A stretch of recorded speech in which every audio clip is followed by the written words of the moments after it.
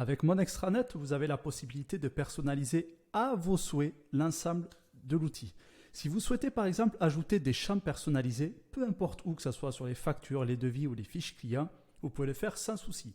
Dans cet exemple, on va ajouter des champs personnalisés au niveau des fiches clients. Si par exemple vous voulez qu'on puisse afficher le numéro ciré ou même un menu déroulant, vous pouvez choisir le statut de l'entreprise. Je vais vous montrer de suite comment ça fonctionne et vous allez vite comprendre le process.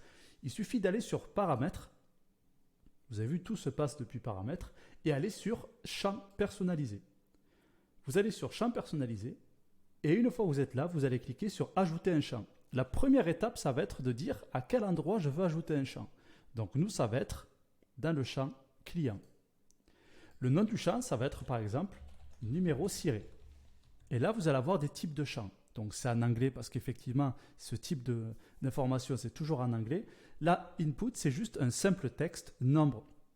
Le text area, c'est des textes plus gros. Select, c'est juste un choix déroulant. Multiselect, c'est un choix déroulant, mais avec la possibilité d'en choisir plusieurs. Checkbox, c'est une case à cocher. Date picker, c'est une date. Par exemple, si vous voulez rajouter la date du dernier contact, vous avez la possibilité de le faire. Datetime picker, c'est la même chose, mais avec l'heure. Juste en bas, c'est pour choisir une couleur. Et là, c'est pour ajouter un lien. Donc moi, je vais juste ajouter un champ de texte simple. La différence entre input et text area, c'est que text area, c'est un champ qui est beaucoup plus grand. Donc input, et là, c'est la seule chose que vous avez à faire. Là, après, c'est si vous voulez personnaliser la chose, mais là, pour l'instant, vous n'en avez absolument pas besoin. Et là, vous allez cliquer sur afficher sur l'espace client et afficher dans les tableaux. Et là, vous pouvez même le mettre en requis si, par exemple, vous souhaitez que le champ ciré soit automatiquement rempli et obligatoirement rempli. Et là, on fait enregistrer. Et on va voir si tout a bien fonctionné.